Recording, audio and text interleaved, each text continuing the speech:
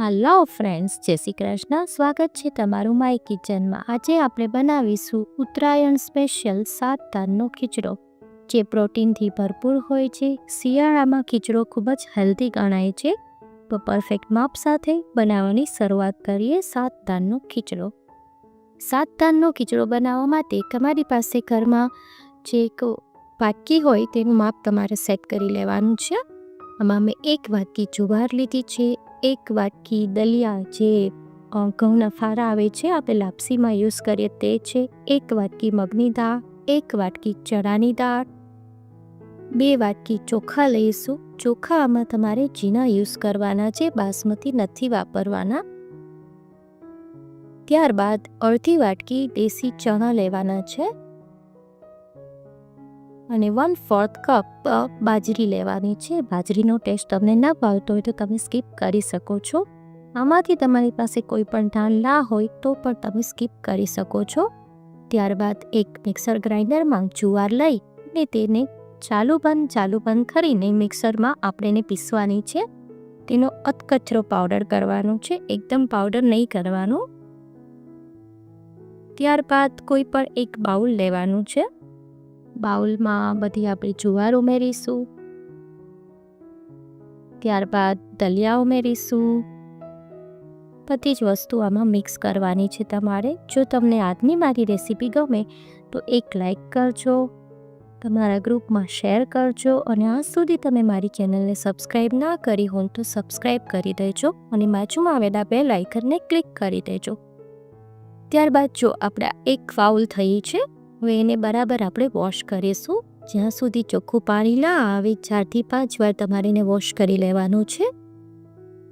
જો બધું સરસ વોશ થઈ ગયું છે, હવે આપણે ખીચડો કુકરમાં બનાવીશું, એટલે કુકરમાં જ પલાળી દઈએ. હવે આ એક બાઉલ જે ધોયેલા બધા ધાન છે તેને કુકરમાં પલાળી દઈશું. તેમાં ડૂબે એટલું આપણે પાણી નાખીશું. ત્યારબાદ એને 5 થી 6 કલાક માટે આપણે પલાળવા દેવાનું છે. જો તમારી પાસે વધારે ટાઈમ હોય તો તમે વધારે પણ પલાળી શકો છો.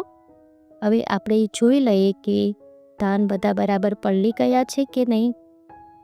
સરસ પલળી ગયા છે. હવે આપણે આ પાણીને રિમૂવ કરી લઈશું.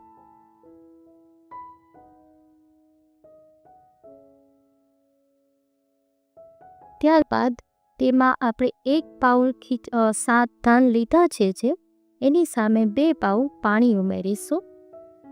1 બાઉલ ધાન અને 2 બાઉલ પાણી, આ માપ સાથે તમારે ફોલો કરવાનું છે. તેમાં 2 ચમચી મીઠું ઉમેરીશું. 1 ચમચી ઘી નાખીશું. ઘી નાખવાથી ખીચડો ઉભરાશે પણ નહીં અને ટેસ્ટમાં પણ ફાઇન થશે. ત્યારબાદ એને થોડું ચલાવી લઈશું અને ફૂલ ફ્લેમ પર આ રીતે થોડો થવા દઈશું આપણે પહેલાં.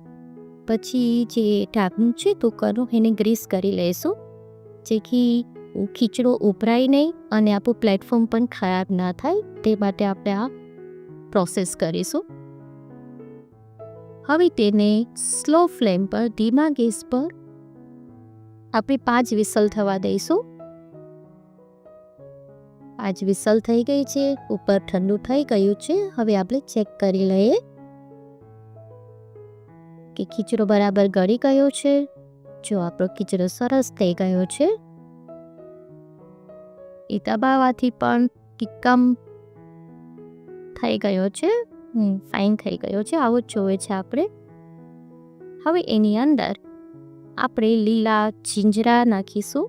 1 વાટકી લીલા જીંજરા, 1 વાટકી લીલા વટાણા, 1 વાટકી વાલ અને 1 વાટકી તુવેરના દાળ. આમાંથી તમારી પાસે કોઈ પણ એકેય અનાજ ના હોય યા તમને ટેસ્ટમાં ના પાવતો હોય તો તમે સ્કીપ કરી શકો છો. ત્યારબાદ જે આપણે લીલા કઠોળ લીધા છે તેના માપનું આપણે પાણી ઉમેરીશું. એના માટે આપણે 1.5 ગ્લાસ પાણી લઈશું. પછી એને બરાબર હલાવી લઈશું, કારણ કે આપણે જ્યાં લીલા કઠોળ છે એ કાચા છે, એને પણ થોડા ચડાવવા પડશે ને. એટલે પછી આપણે એને કુકરનું ઢાંકણું બંધ કરી અને સ્લો ફ્લેમ પર 1 વિસલ થવા દઈશું.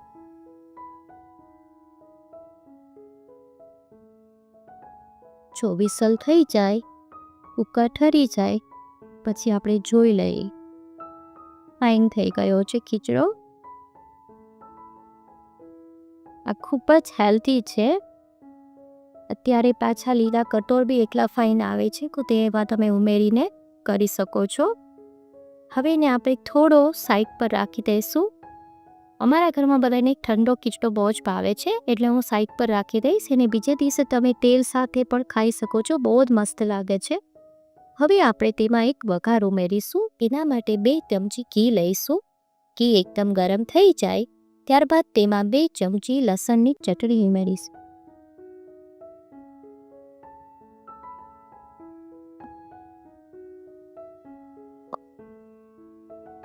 બરાબર મિક્સ કરી એની ખીચડા ઉપર આપણે બધો વઘાર રેડી દઈશું. મને કમેન્ટ કરીને ચોક્કસ કહેજો કે આજની રેસીપી તમને કેવી લાગી.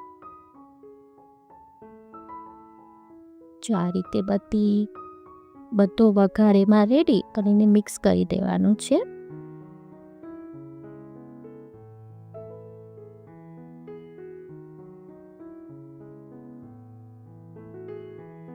ફરી મળીશું એક નવી જ રેસીપી સાથે. Happy Uttarayan. Till then bye by.